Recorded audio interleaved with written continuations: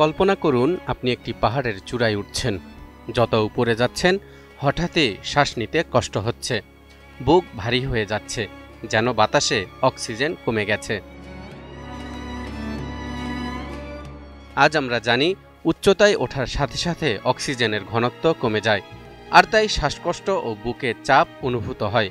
কিন্তু অবাক করা বিষয় হলো, এই ঘটনাটাই 1400 বছর আগে কোরআনে বর্ণিত হয়েছিল, যখন বিজ্ঞানের কোনো ধারণাই ছিল না। সূরা আনআমের 125 নম্বর আয়াতে ইরশাদ হচ্ছে, فَمَن يُرِدِ اللَّهُ أَن يَهْدِيَهُ يَشْرَحْ صَدْرَهُ لِلْإِسْلَامِ وَمَن يُرِدْ أَن يُضِلَّهُ يَجْعَلْ صَدْرَهُ ضَيِّقًا حَرَجًا كَأَنَّمَا يَصَّعَّدُ فِي السَّمَاءِ كَذَلِكَ يَجْعَلُ اللَّهُ الرِّجْسَ عَلَى الَّذِينَ لَا يُؤْمِنُونَ। যাদের আল্লাহ সৎপথে পরিচালিত করতে চান, তিনি তাদের বক্ষ প্রসারিত করে দেন ইসলামের জন্য, আর যাদের পথভ্রষ্ট করতে চান তাদের বক্ষ সংকুচিত ও সংকীর্ণ করে দেন, যেন তারা আকাশে আরোহণ করছে।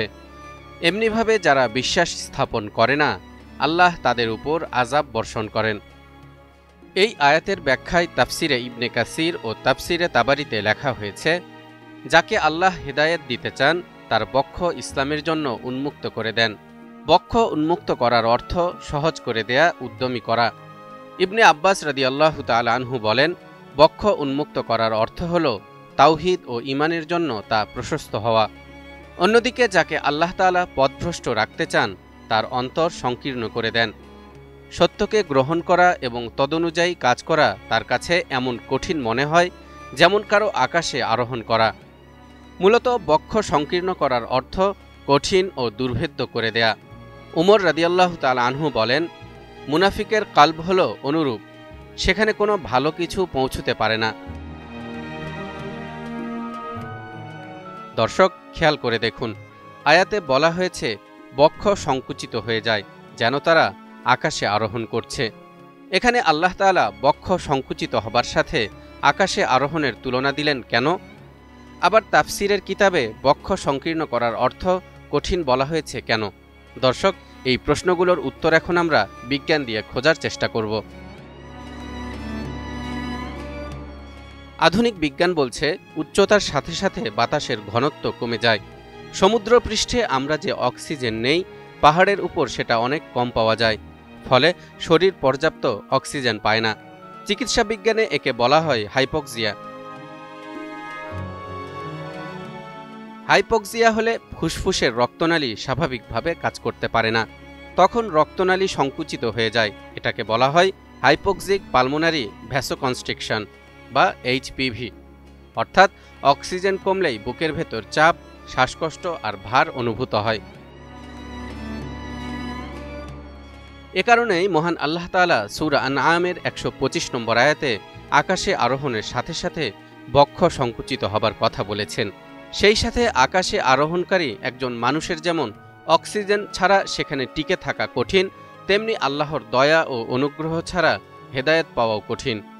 তাফসিরে আহসানুল বায়ানে লেখা হয়েছে, যেরূপ জোর করে আকাশে আরোহণ সম্ভব নয়, যেহেতু উপরে অক্সিজেন নেই, অনুরূপ যে ব্যক্তির বক্ষকে আল্লাহ সংকীর্ণ করে দেন, তার মধ্যে তাওহীদ ও ঈমানের প্রবেশ সম্ভব নয়। তবে যদি আল্লাহই তার বক্ষ এর জন্য উন্মুক্ত করে দেন, তাহলে সে কথা ভিন্ন। আজ আমরা জানি আকাশে উঠলে সত্যিই বুক সংকুচিত হয়, শ্বাস নিতে কষ্ট হয়, কারণ হলো অক্সিজেনের ঘাটতি। এ যেন এক চমৎকার মিল। আধুনিক বিজ্ঞান বলছে অক্সিজেন কমলে চেস্ট টাইটনেস হয়, আর কোরআন 1400 বছর আগেই বলেছিল আকাশে উঠলে বক্ষ সংকুচিত হয়।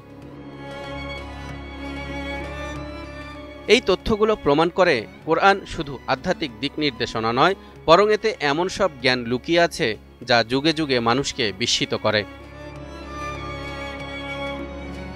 তালহা ইবনে রেজা, নিউজ 24।